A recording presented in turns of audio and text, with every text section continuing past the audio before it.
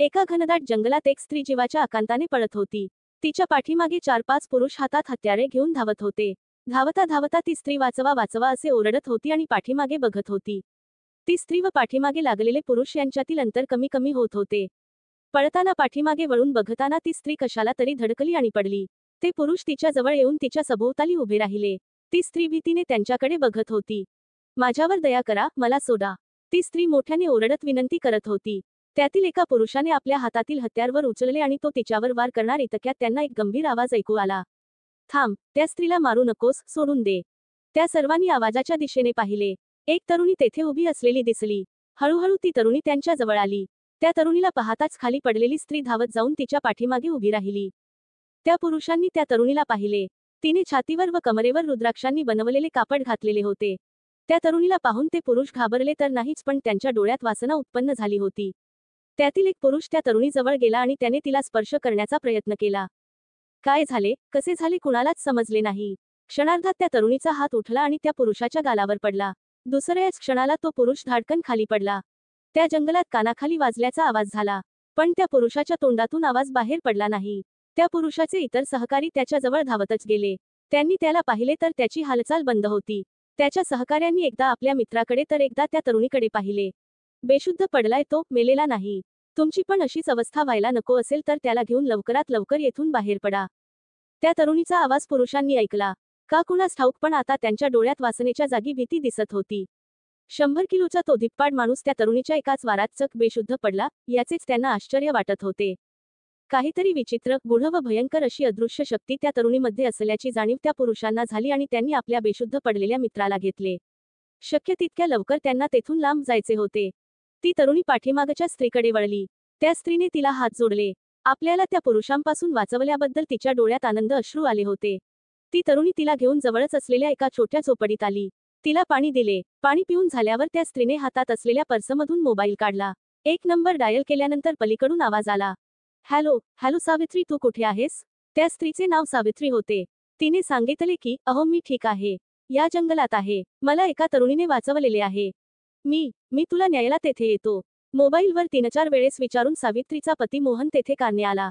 मोहनने त्या युवतीला हात जोडून नमस्कार केला। मी मोहन माने, आपण कोण ताई? मोहनच्या अंगावर असणारे दागिने, त्यांचे कपडे, त्याची महागडी कार या गोष्टी त्याची श्रीमंती दाखवत होत्या। ती तरुणी हसत म्हणाली की माझे नाव योगिनी, मी एक तांत्रिका आहे। ती तरुणी एक तांत्रिका आहे म्हटल्यावर मोहनला व त्याच्या पत्नीला आश्चर्य वाटले। ते दोघेही तिच्या पाया पडत म्हणाले की आम्हाला वाचवा ताई, आम्ही सध्या खूप मोठ्या संकटातून जात आहोत। योगिनीने त्यांनी खाली बसायला सांगितले आणि काय झाले ते सांगायला सांगितले। मोहनने सांगायला सुरुवात केली, ताई, 7-8 वर्षापूर्वीची गोष्ट आहे। मी एका ठिकाणी जात होतो। वाटेत मला एका गाडीचा अपघात झालेला दिसला। मी गाडी थांबवून तेथे गेलो।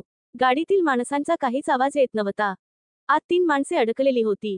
बहुतेक तिघेही जागेवरच मरण पावली असावी असा विचार मी करत असतानाच त्यातील एक व्यक्ती वेदनेने कणत असल्याचा आवाज मला ऐकू आला। मी त्या व्यक्तीसह गाडीतील इतर दोघांनाही बाहेर ओढून काढले। नंतर 100 नंबर डायल करून पोलिसांना फोन करून एम्ब्युलन्ससह यायला सांगितले।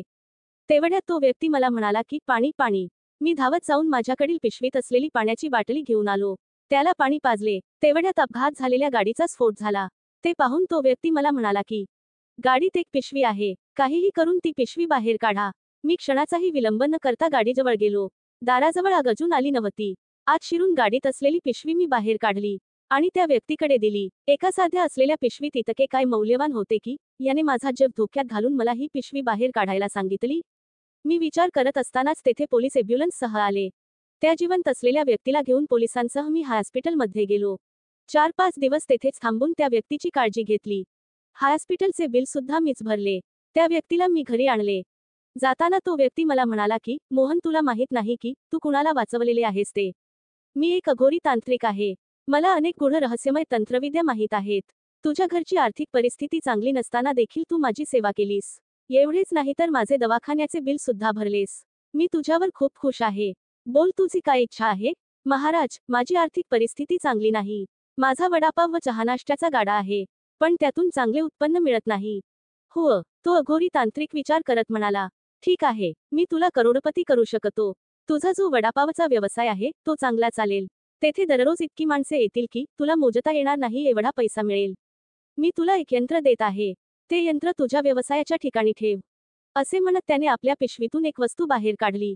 तो अघोरी मोहनला म्हणाला की, मोहन, मी जेव्हा तुला ही पिशवी बाहेर काढायला सांगितली होती तेव्हा या पिशवीला पाहून तुझ्या मनात असा विचार आला होता की, या पिशवीत असे काय आहे की याने माझा जीव धोक्यात घालून ही पिशवी मला बाहेर काढायला सांगितली? ते ऐकताच मोहनला आश्चर्य वाटले की आपल्या मनातील विचार याला कसा काय समजला. अघोरी हसून म्हणाला की, मी तंत्रविद्येच्या साधनेने अनेक विद्या प्राप्त करून घेतलेल्या आहेत. त्यामुळेच मला समोरच्या माणसाच्या मनात काय चालले आहे ते समजते. या पिशवीत हे यंत्र होते. हे यंत्र साधेसुधे नसून खूप शक्तिशाली आहे. या यंत्रामध्ये मी एक अघोरी शक्ती स्थापन केलेली आहे. या अघोरी शक्तीला जागृत केल्यानंतर ती ज्याच्याकडे असेल त्याच्याकडे पैसा आपोआप येत राहतो. हे यंत्र जागृत करून एखाद्या व्यवसायाच्या ठिकाणी ठेवल्यावर तो व्यवसाय प्रचंड प्रमाणात चालतो. व्यवसायाचे ग्राहक खेचून आणते. पण या यंत्राचे काही नियम आहेत. जो व्यक्ती या यंत्राला जागृत करेल त्या व्यक्तीने दर अमावस्येला एका कोंबड्याचा बळी देऊन त्याचे रक्त एका भांड्यात गोळा करून त्या रक्तामध्ये त्या अमावस्येच्या रात्रभर ते यंत्र ठेवायला पाहिजे. दुसरी अट म्हणजे या यंत्राला विटाळ असलेल्या स्त्रीचा स्पर्श होता कामा नये. आणि तिसरी अट म्हणजे हे यंत्र जेथे असेल तेथे देवांच्या मूर्त्या ठेवायच्या नाहीत. या तिन्हीपैकी एका अटीचा भंग झाला तर मात्र या यंत्रातील अघोरी शक्ती त्या व्यक्तीसह तिच्या कुटुंबातील सर्वाचा रहस्यमय पद्धतीने नाश करेल. बोल मोहन, तुला जर या अटी मान्य असतील तर. मोहन व त्याची पत्नी सावित्री यांनी विचार केला. तिन्ही अटी तशा पाळायला अवघड नव्हत्या आणि आपल्याला प्रचंड पैसा मिळणार या कल्पनेने ते दोघे आनंदले होते. त्या तांत्रिकाने ते यंत्र मोहनच्या हातात दिले आणि अमावस्येला जो विधी करायचा होता तो विधी कसा करायचा ते पण सांगितले आणि तो निघून गेला. मोहनने ते यंत्र पाहिले. एकदम काळ्या अशा तळहाताएवढ्या लाकडावर काही त्रिकोणी आकृत्या काढलेल्या होत्या. त्या आकृत्या जर बारकाईने निरीक्षण करून पाहिल्या तर त्यात एक विचित्र चेहरा दिसत होता. अमावस्येला मोहनने एक काळा कोंबडा आणून त्याचे रक्त एका पसरट भांड्यात गोळा केले. त्या भांड्यात ते यंत्र बुडवून ठेवले. त्याला अगरबत्ती ओवाळून एक दिवा त्याच्यासमोर पेटवून ठेवला. सकाळी उठून मोहनने व त्याच्या बायकोने पाहिले तर त्या भांड्यात एकही थेंब रक्त नव्हते. सगळे रक्त त्या काळ्या यंत्राने पिऊन टाकले असेच वाटत होते. मोहन व त्याच्या बायकोला खूप आश्चर्य वाटले. मग मोहन ते यंत्र एका काळ्या कापडात गुंडाळून आपल्या वडापावच्या दुकानात घेऊन गेला. तेथे ते यंत्र त्याने गल्ल्यात ठेवले. काही वेळातच 4-5 माणसे तेथे आली. त्यांनी 50 वडापाव व चहाची ऑर्डर दिली. त्यांच्याकडे काही कार्यक्रम होता. त्यानिमित्त येणाऱ्या पाहुण्यांना देण्यासाठी वडापाव व चहा लागणार होता. मोहनने 50 वडापाव व तेवढाच चहा करून ते घेऊन सांगितलेल्या पत्त्यावर गेला. तेथे देऊन पैसे घेऊन तो परत आला. दुकानात आल्यानंतर तो पाहतोय तर तेथे 2 माणसे येऊन त्याची वाट बघत थांबली होती. त्यांनी वडापाव व चहाची ऑर्डर दिली. त्या दिवशी संध्याकाळपर्यंत मोहनच्या दुकानात माणसांची अक्षरशः रांग लागली होती. दुकान बंद करताना मोहनने गल्ल्यातील पैसे मोजले तर ते चक्क 6,000च्या वर होते. भांडवल जाऊन मोहनला 3,000 रुपये नफा झाला होता. हा नफा त्याच्या 1 महिन्याच्या कमाई एवढा होता.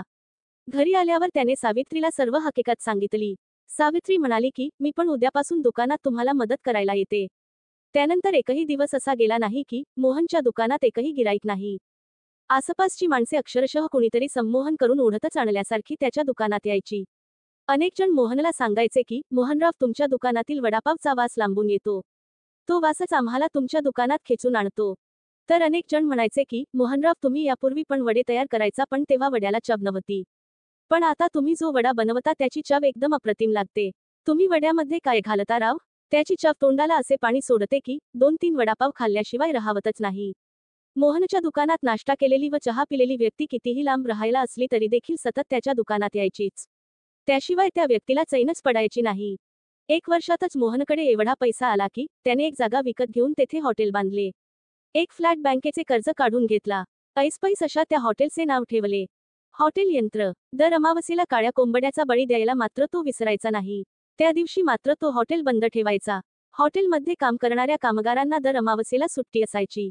अमावस्येच्या रात्री तेथे नक्की काय घडते आणि कोंबड्याचे रक्त नक्की कोण व कसे पिते हे पाहण्यासाठी मोहन व सावित्री एका रात्री तेथेच थांबले. पण रात्री 12 वाजता त्या दोघांना एवढी झोप आली की ते दोघे गाढ झोपी गेले. सकाळी उठल्यावर त्यांनी पाहिले की भांड्यातील रक्त कोणीतरी पिले होते. नंतर मोहनने तेथे कॅमेरा लावला. कॅमेरामधून तेथे नक्की काय होते हे पाहण्याचा प्रयत्न केला. पण बरोबर 12 वाजता तो कॅमेरा बंद पडायचा, तो सकाळी 6 वाजेपर्यंत. आज 7-8 वर्षांत मोहनकडे एवढा प्रचंड पैसा आला की मोहन आता मोहनशेठ या नावाने ओळखू लागला. मोहन नगरसेवक म्हणून निवडणुकीला उभा राहिला आणि निवडून आला. मोहनची ही प्रगती पाहून अनेक जण त्याच्यावर जळत होते. अनेकांनी मोहनला त्रास देऊन अडचणीत आणण्याचा प्रयत्न केला होता. आजची घटना पण त्यांच्यापैकीच कोणीतरी भाडेकरू गुंड पाठवून केलेली होती. मोहनची हकीकत ऐकल्यावर योगिनी म्हणाली की, माझ्याकडून तुम्हाला काय मदत हवी आहे? मोहन म्हणाला की, ताई, जवळपास 1 महिन्यापूर्वी माझ्या स्वप्नात तो तांत्रिक आला होता आणि मला म्हणाला की मी सांगितलेल्या 3 अटींपैकी एका अटीचा भंग झालेला आहे. त्यामुळेच आता तुला भयंकर संकटांना सामोरे जावे लागेल. सावध रहा. ताई, ते स्वप्न पडल्यावर 2 दिवसातच माझा मोठा मुलगा अचानक आजारी पडला. सर्व डॉक्टरी उपचार केले पण एकाही डॉक्टरला त्याला कोणता आजार झालेला आहे हे सांगता आले नाही.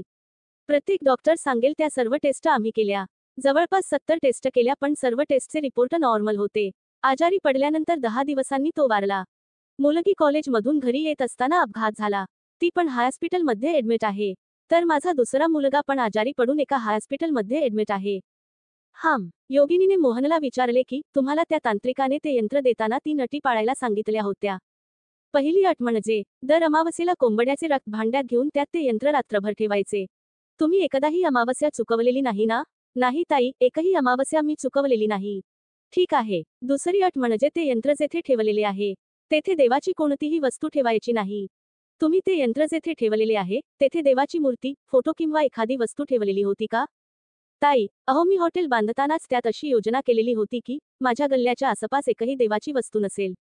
कोणी बाहेरून आणली तरी देखील ते यंत्र अशा ठिकाणी ठेवलेले आहे की तेथे कोणीच जाऊ शकणार नाही. ठीक आहे. तिसरी अट म्हणजे या यंत्राला विटाळ असलेल्या स्त्रीचा स्पर्श होता कामा नये. मोहनराव, तुमच्या हॉटेलमध्ये किती महिला कामगार काम करतात? 5 बायका आणि 5 पुरुष आहेत. पण ताई, त्यापैकी कुणालाच मी गल्ल्याजवळ जाऊ देत नाही. योगिनीने परत डोळे मिटून ध्यान केले. काही वेळाने तिने डोळे उघडले आणि मोहनला म्हणाली की मोहनराव, त्या यंत्राला एका विटाळ असलेल्या मुलीचा हात लागलेला आहे. तुमच्या हॉटेलमध्ये कोणी 20 वर्षाची मुलगी काम करते काय? मी सांगते ताई तुम्हाला. मोहनची पत्नी सावित्री एवढा वेळ गप्प बसून ऐकत होती. ती योगिनीला म्हणाली, हॉटेलमध्ये काम करण्यासाठी मी खूप विचार करून ज्यांचा विटाळ बंद झालेला आहे अशाच बायका घेतलेल्या आहेत. त्यामुळेच आमच्या हॉटेलमध्ये 20 वर्षांची काय पण विटाळ येत असलेली एकही महिला नाही. योगिनीने थोडा वेळ विचार केला आणि त्यांना म्हणाली की त्या काम करणाऱ्या बायकांच्या मुलीपैकी कोणी 20 वर्षाची मुलगी आहे काय? आणि ती मुलगी खूप आजारी पडलेली आहे काय? कारण मला जे ध्यान केल्यानंतर दिसले तेच मी तुम्हाला सांगितले आहे. सावित्री म्हणाली की ताई, आठवले. एका मावशीची मुलगी एक दिवस तेथे आली होती. हे काही कामानिमित्त बाहेर गेले होते. मी हॉटेलवर होते. एका गिराईकाने त्या दिवशी कामगारासोबत वाद घातला म्हणून मी तेथे गेले. परत आल्यावर मला दिसले की ती मुलगी गल्ल्याजवळ काहीतरी करत होती. आणि ती आजारी पडलेली होती. क्रमशः